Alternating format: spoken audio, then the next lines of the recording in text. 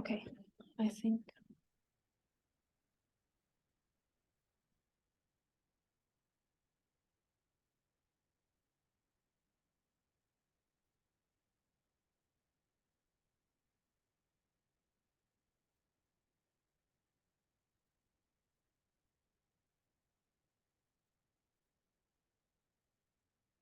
I'm so blind. Where is the presentation? Is it there? Slideshow? Yeah.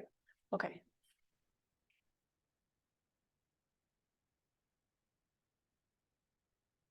Okay.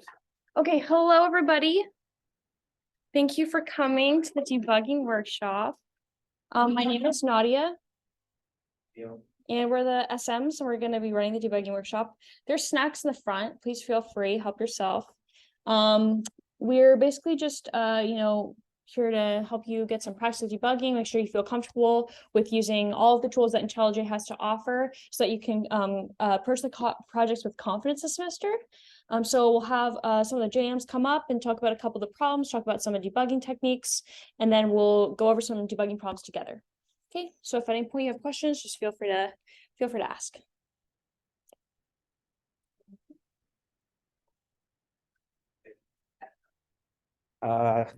Yes. So we'll basically have 4 topics that we're covering, and we'll have jams come up for each topic. And the process will just be like, we'll give you some time to work on the problems, and we'll go over solutions afterwards. But before we do that, if you guys could git clone this repo real quick, it contains the problems and tests for the debugging, the buggy problems we'll be going over. So this should contain like 4 folders of the different problems. If you have any problems, just let one of us know and we'll come and help. But yeah, open the repo in IntelliJ if you can.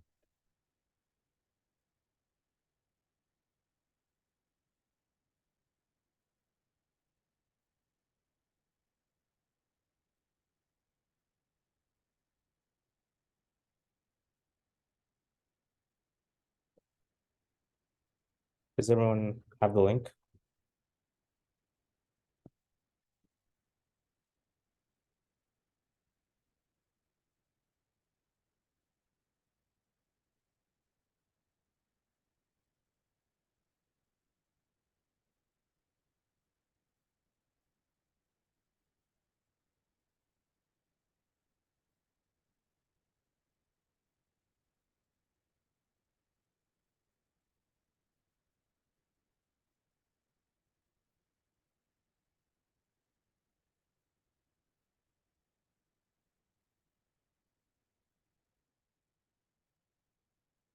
So we'll start with common error messages.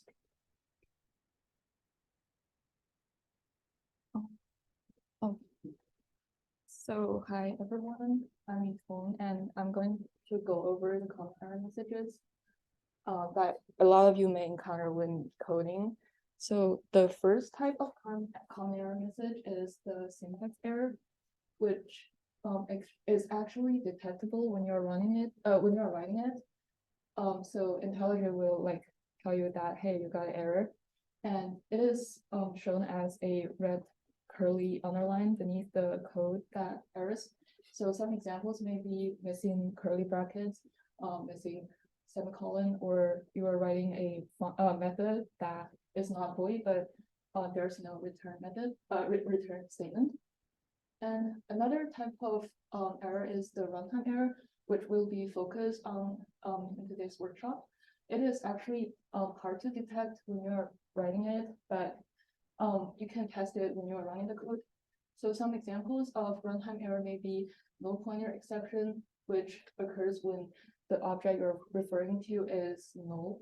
And other examples may be array out of bounds exception, arithmetic exception, a legal argument exception, which will be go over later. And the third type of error is the logical error. This is like when your output doesn't match your desired output. So for example, when you're you want to write like 1 times 2, but you actually write 1 plus 2, it's not a syntax error or a runtime error. It's just like some mistakes that programmers may make. Yeah. It's also important to like understand the stack traces, which is the bottom part of the IntelliJ, which will appear when you like run a code. And so the stack traces give the exception and history of all the functions that call up to the exception. And it also shows you which line of the code actually errors.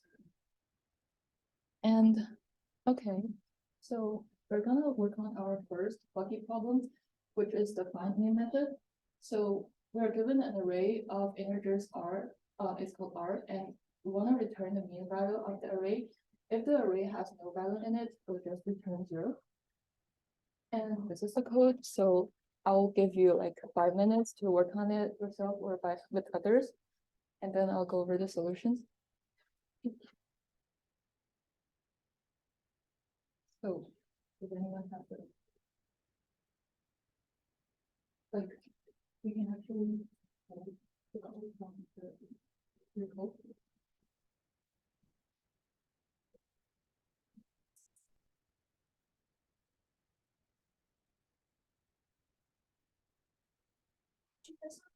Slides. Oh,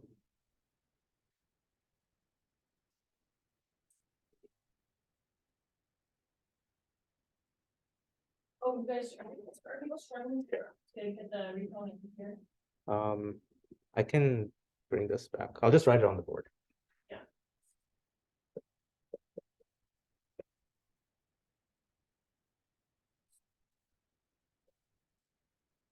Like to have access to the slides on their computer? Yeah.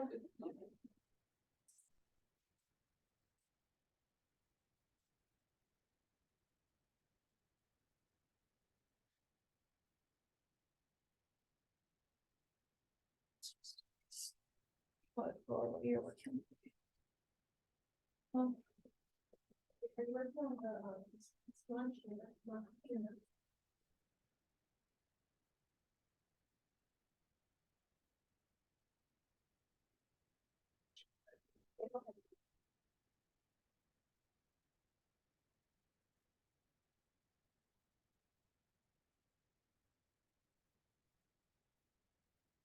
Anybody else want to slide back here?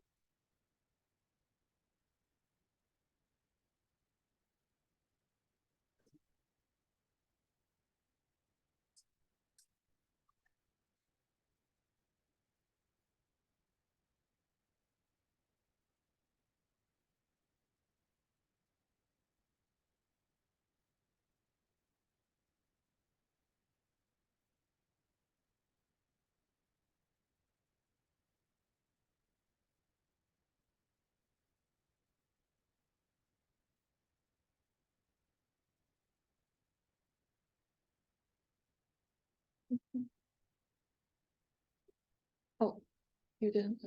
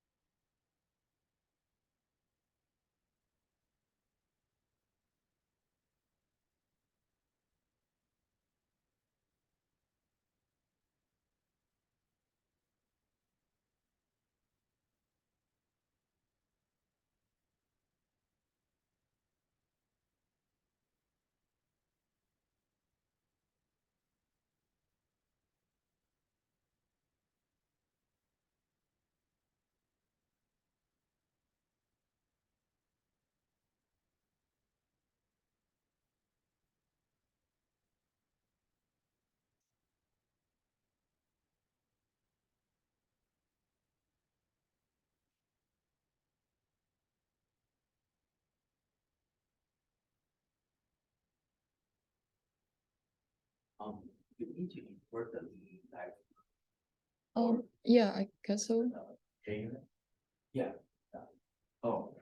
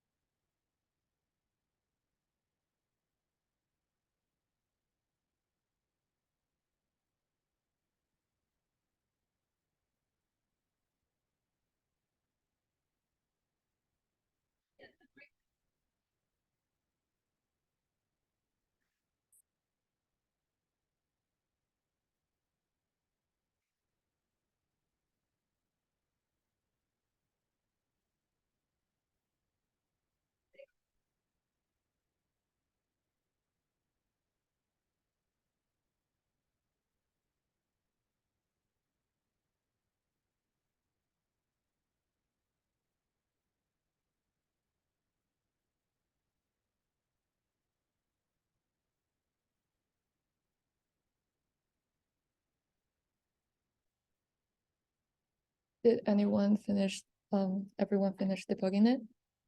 Okay, so I'm gonna go over it. So this shows our stack traces. I'll first explain how to read the stack traces. So you can see there are two errors in the stack traces. The first one is arithmetic exception 5.0, and the second one is array index out of bounds exception. So in each error, we can see two lines, and they are the main focus we're gonna use for the stack traces. And sometimes you may find that the stack traces may be too complicated or overwhelming. You can actually ignore the gray links, which are hidden in the 24 internal lines. And we can just pay attention to the blue links. So the blue links show where, like in line, our code errors. So for the first error, we can see that it's in line 13.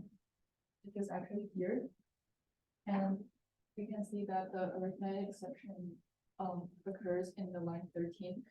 And so the divide by zero error actually occurs when we try to divide something by zero, which is not allowed in math. So we're gonna see where do we divide something by zero. So this if statement refers to the special case when our array is empty. So the array's length, which is n, is equal to zero. And here we try to divide sum by n, which is divide sum by zero. And this, that actually triggers the error. So how do we fix it? We're gonna replace the n with sum divide n with zero because we're asked to return zero if the array has no values in it. So that solves the first error. And for the second error, which is the array index out of bounds exception, this error occurs when we try to include index that are beyond the length of the array. For example, like -1 or index greater or equal to the array's length. So here, this for this particular case, it says that index 3 out of bounds for length 3. So we remember that in lecture we learned that the array index starts from 0 and ends at array's length -1. So including the array's length is actually not allowed here because it's beyond the exceeds the maximum bound of the array. So here, and you can see the first line, which is line 15. We try to access the array by its index, which is 3, which is its array's length, and this triggers the problem. So we're gonna where do we fix it? So it's probably in the for loop because we traverse all the index in the for loop. And notice that if I is equal to n, which means that we try to access the array by its length, we know that this causes the error. So how do we fix it? We're gonna delete this equal sign so that I can never traverse to the array's length, so that we can see if we divide the equal sign if the for loop looks similar to what we usually write for a for loop. You can try to do it like for like the solution.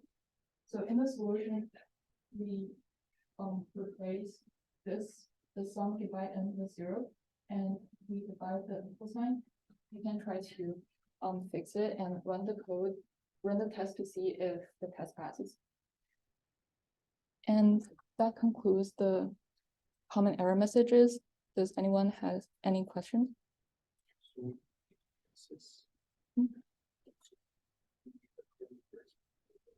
Curly braces? Oh, you mean yeah. If you just try to like write a single line for the if statement, you don't have to add a curly brackets here. Yeah.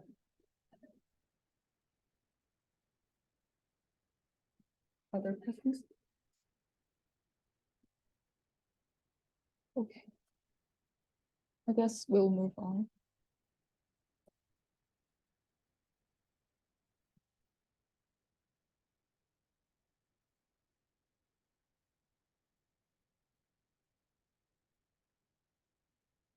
So the next topic is breakpoints and stepping in IntelliJ specifically. And I'm sure you guys have done like a lot of the 61B labs already that are primarily focused on actually debugging in Java with the IntelliJ editor. And so this is just like a sort of quick summary of what like the basic functions of debugging are in IntelliJ. And the first most important thing to remember is that in order to debug your program, you always need to set breakpoints inside of your code. And so hopefully you guys know how to do this by now, but basically breakpoints are where you have a file of code inside the actual editor, and on the left side of the code there are line numbers, and you can click on any of the line numbers to actually create a breakpoint, and then you'll see like a little red circle there, and that will tell the program that when it's running the debugger, it will stop execution at that line exactly. And that's how we can actually like go into the debugger and see what issues there are. If you don't have a breakpoint set anywhere, then the debugger won't actually stop and it'll just run the program as usual. And the step over function is, so I believe in IntelliJ there's like 3 or 4 little symbols when you actually open the debugger. Sorry for not including a picture right here, but those symbols are, there's like a blue arrow that goes like this, I think, or something like that. And then that's a step over function. And what that does is it executes the current line of code that you're on. And what it does, it doesn't actually go into a function call. If it's a function call there, it will like step over it in a sense. And if it's just like a normal line of code, let's say you're like setting a variable equal to another variable, then it will just like step over that as usual. And step into is where if you were to have like a function call in the line of code you're currently on, then you press step into to actually go into that function call. And then the debugger will bring you into the function and the code for whatever function you're actually stepping into.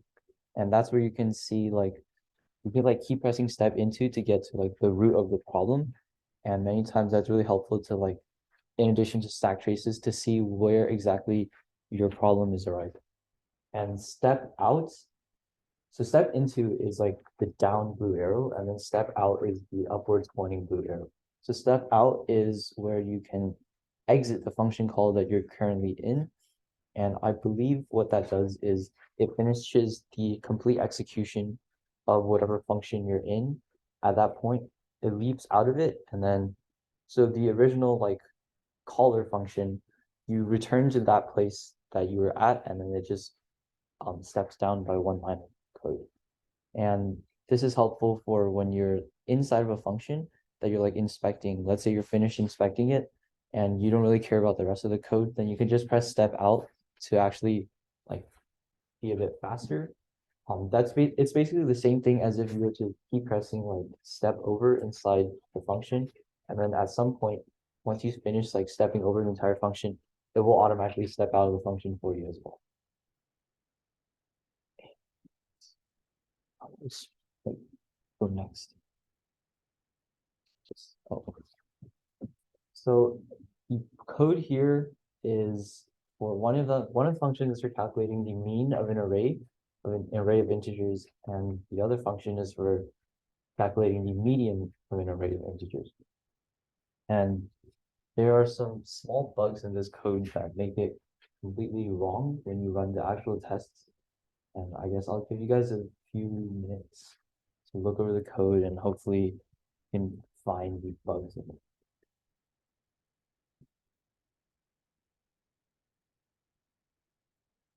Show the solution. Here, you can connect your computer. This because I think it's useful for them to see.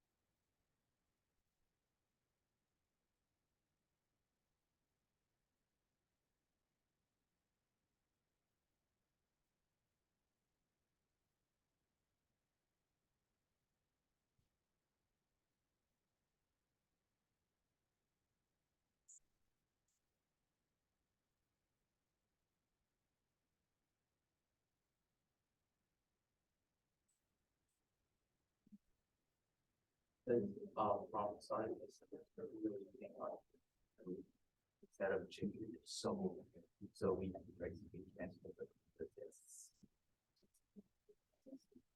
Our truth is a similar like testing framework as JSON, but we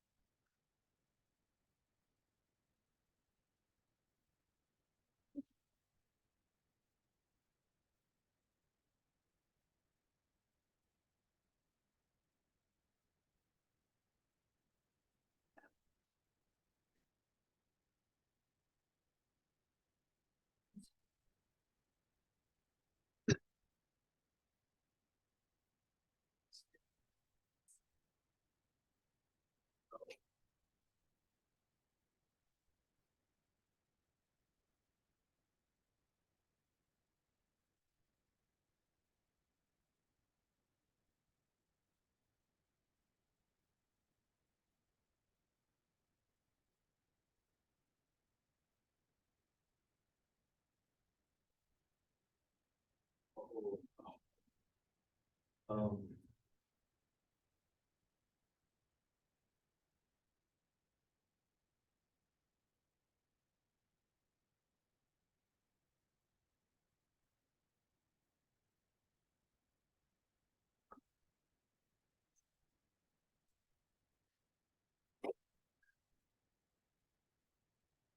That would be great.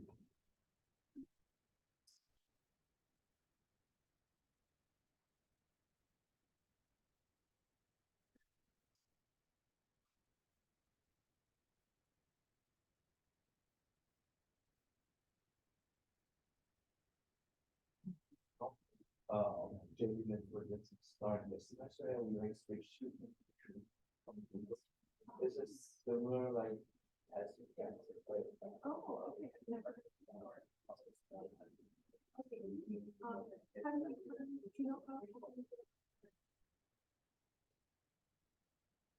I'm not really sure.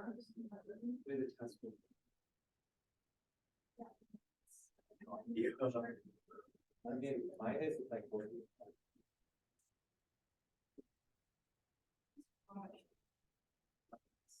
No, I hate that.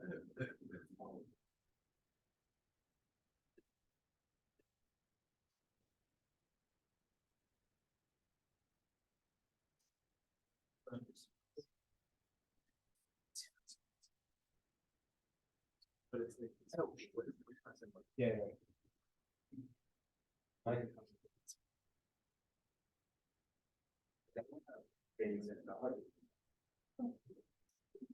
Yeah. I just like,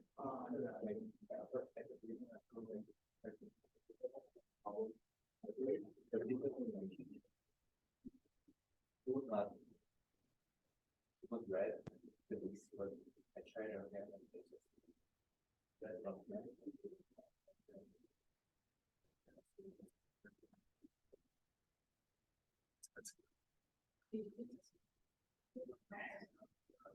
I think they have to go.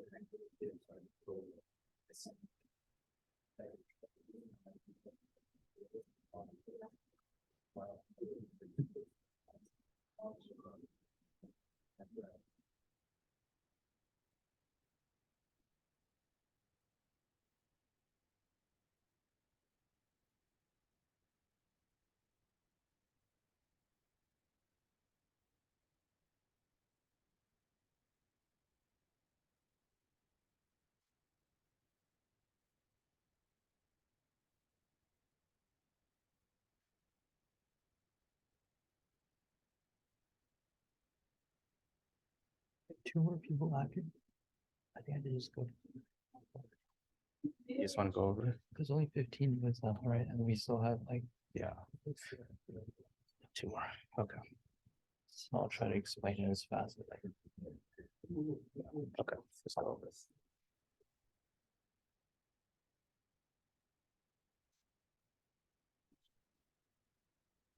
Okay, guys, we're running a little bit low on time, so I'll just like go over the solution right now.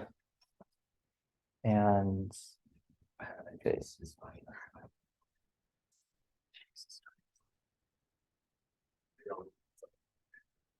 so here we have, this is my IntelliJ editor, and I just ran the tests for all 4 of these tests and none of them work. Oh no. So what should we do? If you want to use a debugger, then you can like go into your actual code and try to find places where you think it would make sense to like stop the code and look. And so for the mean, I know that my tests all have like greater than length 0, so I'll just like start it at right after the check. And then for median, I can like set the breakpoint at the very start of the function because I want to see everything that's going on. And so if we go to the tests and we run the debugger, let's see. So we see our array here. I don't know if you guys can even read that, but it says 1, 2, 3, 4, and 5. This is our first test, and we're testing the mean function. And so we see we stepped into here. We're now on this line that's highlighted. And okay, so what are we doing?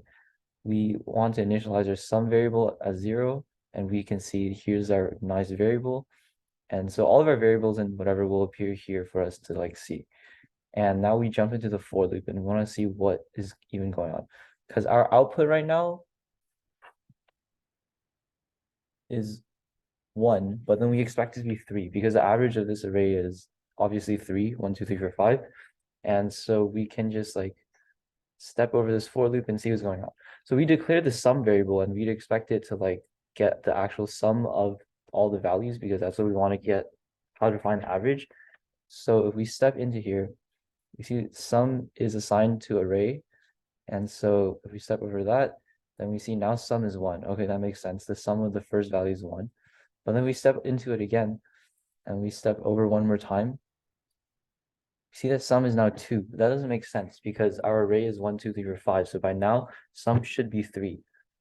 And so at this point, we can like look at the code carefully and okay, we can check the for loop. The for conditions make sense because we first saw the index 0 and then we saw index 1. And all of that makes sense. So we look inside the for loop and we see, oh no, we wrote sum is equal to array of I. And clearly, this is not getting the actual sum of all the values. This is just assigning sum to every single value of the array up until the last value. And so by the time this finishes, sum is actually just the last value in the array. So I think we can stop the debugger here. We can like press this button. That stops it. And we can like quickly fix this line of code. And just say plus equals. And that should fix our test for that case. And if we go back to test, we can like run this again.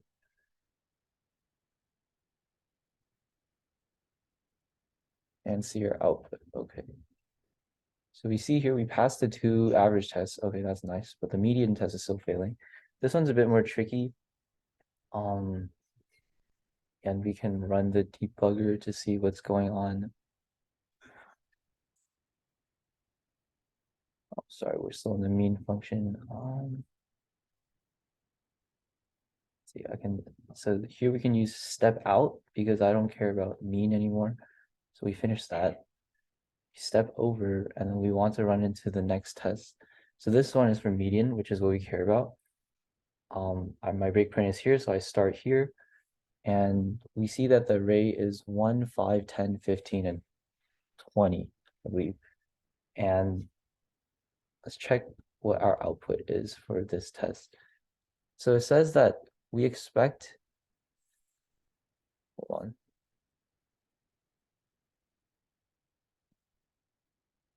Yeah, we expect the median to be 10, but we're getting 12.5 for some reason.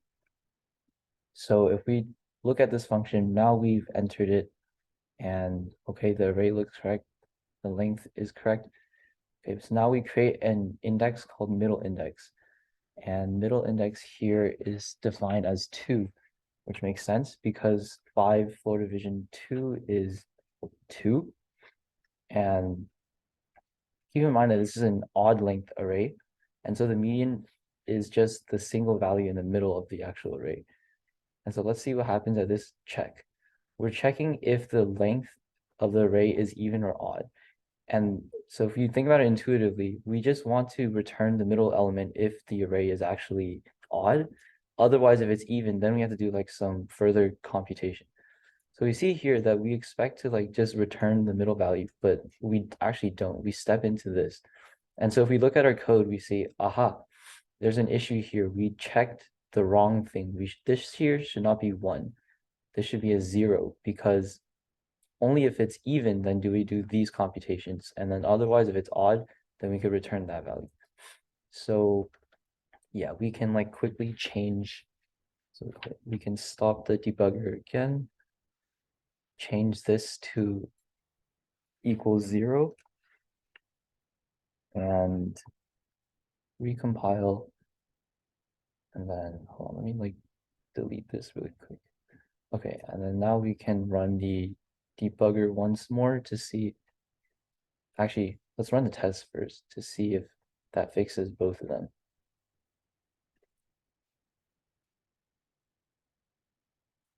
And okay, it fixed one of them, which is the odd length array. But then now we see there's an issue with the even length array. And so we can use the debugger to figure out why it's not working still. So let's see. Step here. And let's see. Is this for the error case? 1, 5 times.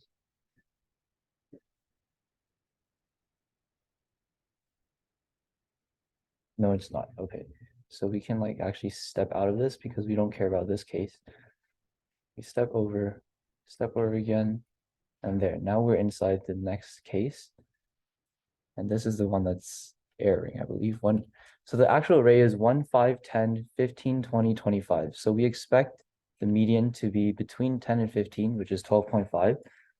But our function is returning 17.5. That's weird.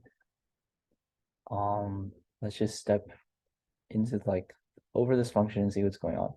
So as usual, we create the middle index. The middle index is 3 this time. Why is that? Because 6 divided by 2 is just 3. And so already we can feel like something is off because this index is so in the even length array, we need to get the middle 2 values and average those two. And so the index of 3 in an array of length 6 is the right value of like the 2 middle values. And so if we look at the rest of our code, okay, we go into this if condition, that makes sense. Because our array is even length, and now we want to get the left middle value and like the right middle value, if that makes sense. And so let's see what middle left is. Middle left is, sorry, I can't read that. 15. Okay. So it gets saved as 15, which clearly is not the middle left. That's actually the middle right, because as we see here, 1, 5, 10. So 10 should be middle left. 15 should be middle right. And like if we step over once more, we see that middle right is 20, and that's why it's returning 17.5. So we have like a off by 1 error here. Essentially, we need to like, instead of getting these 2 values, we have to get the middle 2 values. And so I think one easy way to like fix this is to just put like a -1 here. You could also fix it by like, instead of doing middle index +1 here, you could do middle index -1, but then the variable names get kind of jumbled. So I think it should work if we can just put a -1 here. And we can stop the debugger and run the test one more time.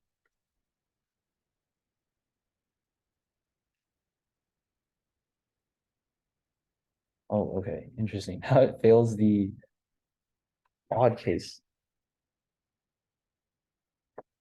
Let's see why.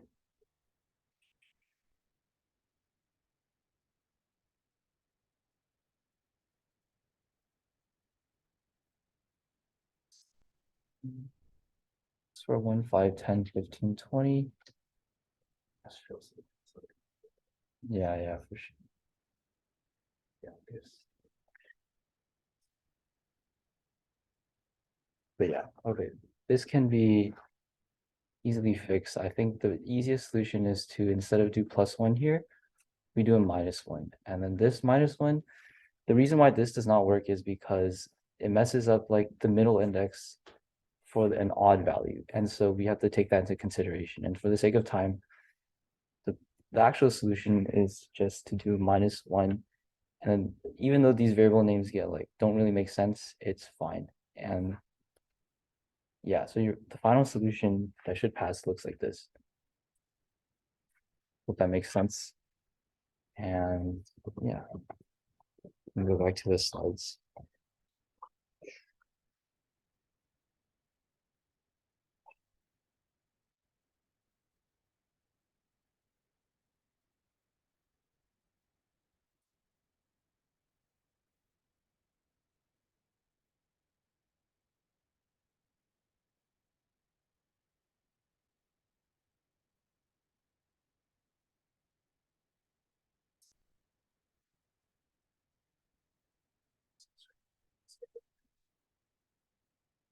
don't know. Are you using your computer?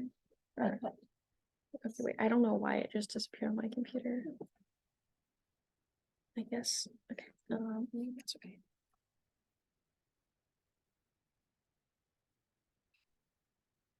Yeah, Ron is just gonna.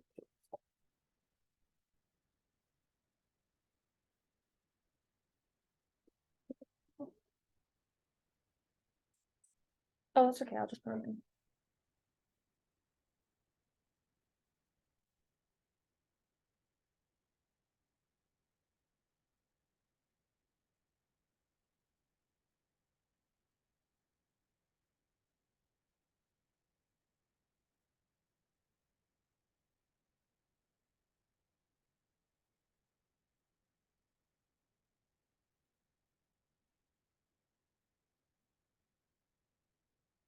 Just a note, problem changed, so you guys can like read both. To get the updated problem. You can get quote on the repository and then it's the Wait, this, folder for the intelligent visualizer. wait, I have a question.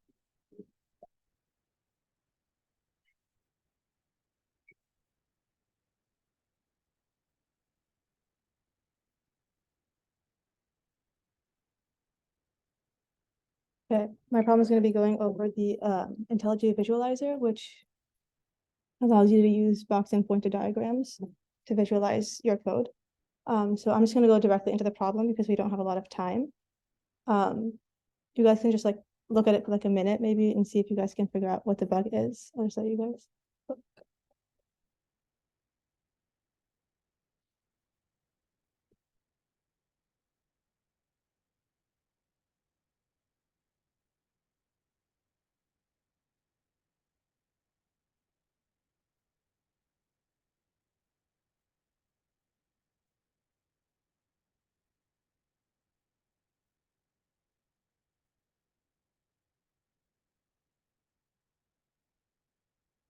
We have like 1 minute left, so I'm just gonna go into it. So the problem that we have is we are modifying the numbers list as we're iterating through it. So we're taking out elements. We're using the numbers.remove I to like remove the even elements, and that would mess up with your indexing. So when you take out an element, like you over here we took out the 6, which was even, the I still stays as number 2. But so now eventually you get an index out of bounds error, but you have like 4 elements only. So it's completely messed up with your indexing, and you would miss some elements that were odd. Or even, just elements in general.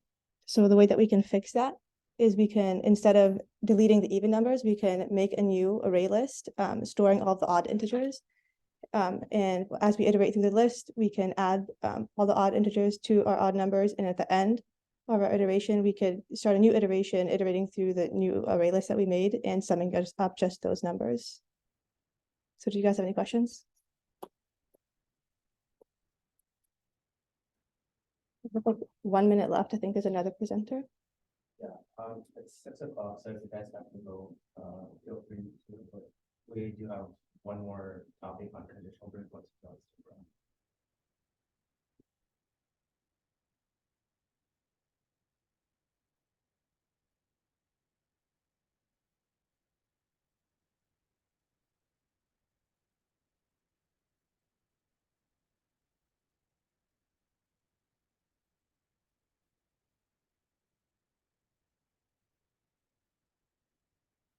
This feature is paused, is but the rest.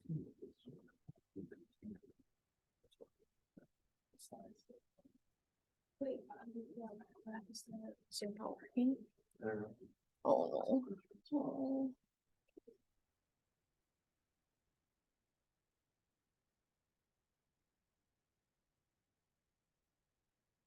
You just do the Zoom. Do what? I think that's not the. This one? Yeah. Is that working? Yeah. Okay.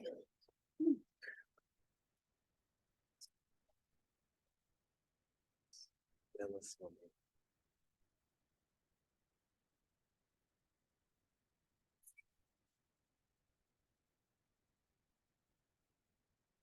Okay, so conditional breakpoints, these are like a modification you can make onto your breakpoints that are already you've learned about.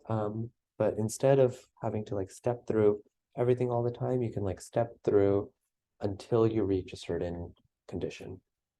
So you can imagine this would be really helpful with for loops. Let's say you have a for loop with like 100 iterations and you're encountering a problem on your last iteration. You don't want to have to keep pressing like step 100 times. Rather, you can just say, oh, if I is like your number of iterations, when I equals like 100, then stop. So that way you can see what happens in the last iteration. And the way you can add a conditional breakpoint is if you right click on a regular breakpoint, and you can see over here, you can add the condition. I think, yeah. Do we have time to go through the code or? Yeah, investigation. Should I bring, I can bring my. Okay.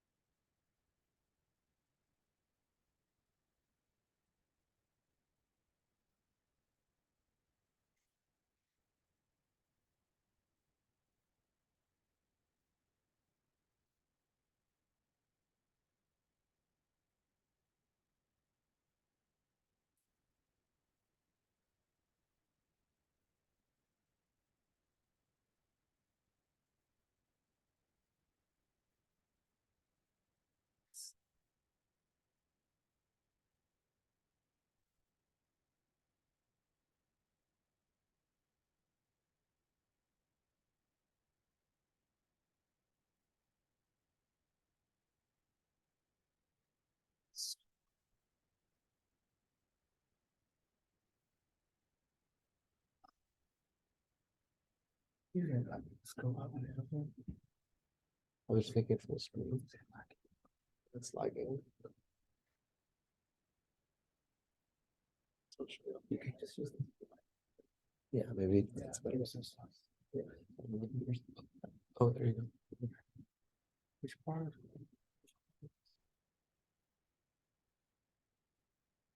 So basically, suppose we have a function that takes in an array and we want to return the absolute value of this array.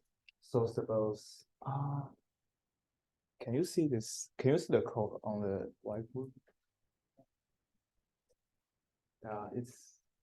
Yeah.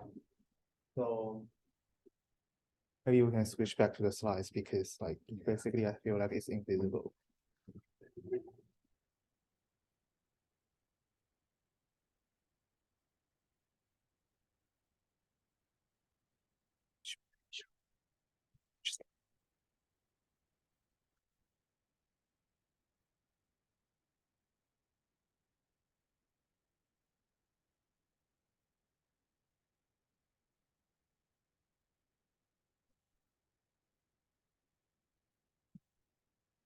Slides go. You know, just. How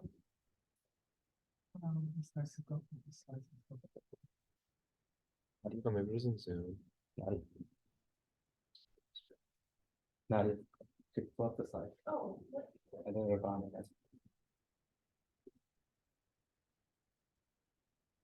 I don't know, why does it keep disappearing?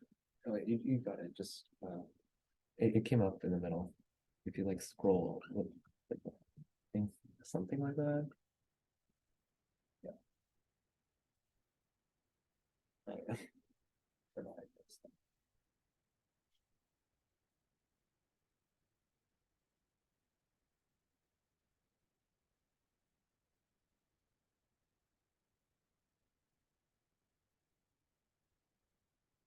Worst thing is that I have really bad eyes, so I can't see where my mouse is. Oh, here it is. Okay.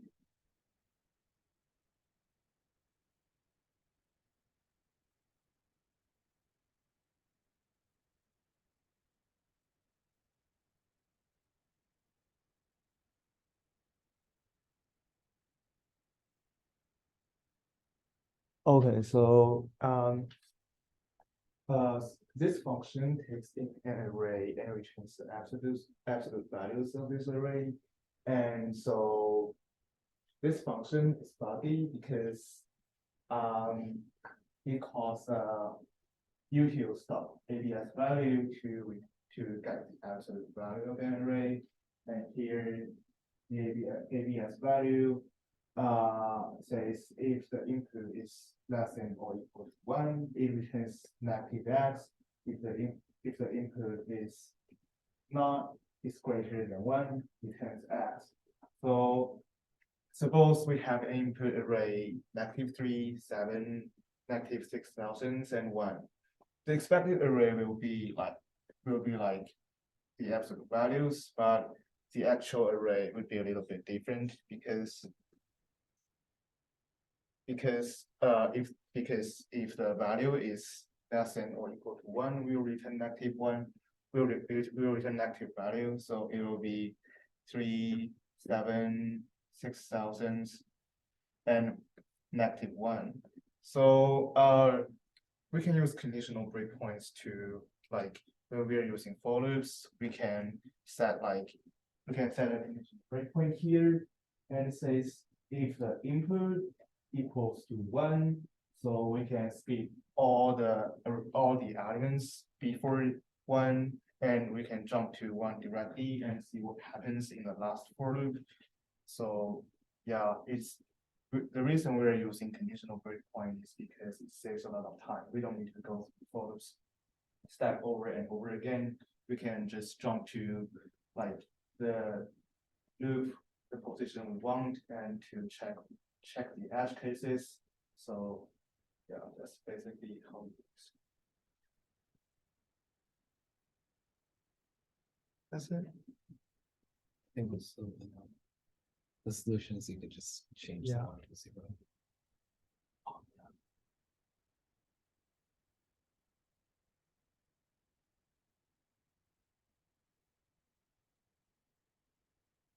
All right, thank you guys for coming. I know this was kind of rushed towards the end, but the slides will be posted and they should have like the solutions and everything, and the GitHub will still be up if you want to go through the rest of the problems. If you have any questions, reach out to your SMs or like the 61B Slack and we can answer them. But yeah, thank you for coming.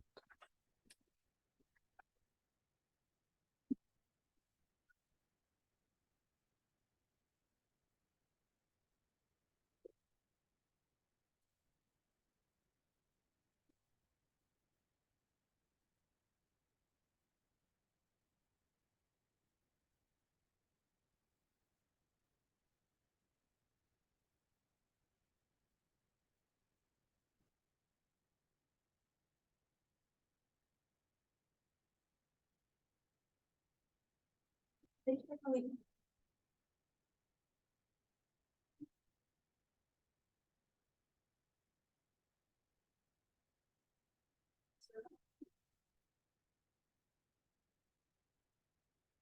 Oh my gosh, I'm so tired.